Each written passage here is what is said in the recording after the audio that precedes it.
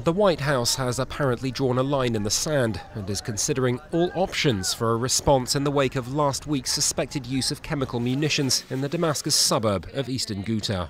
The president holds Syria and Russia responsible for this chemical weapons attack. They guaranteed that Syria wouldn't use chemical weapons again, and they did. They've also hold some responsibility in the fact that they have the 6 UN resolutions that they vetoed to help protect Assad. Both of those things lie at Russia's feet.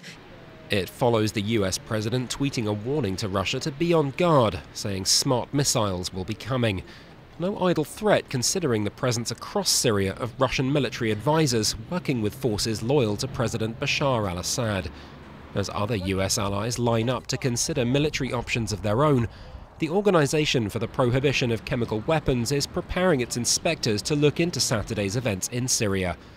Moscow and Damascus have both welcomed their involvement, though continue to deny any chemical weapons were used, calling allegations made up and a provocation to justify military action.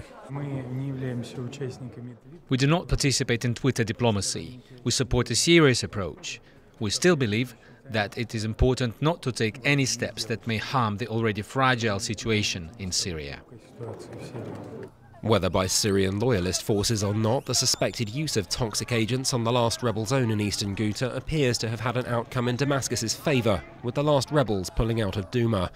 The question now is whether a far wider scale conflict could be an unforeseen result.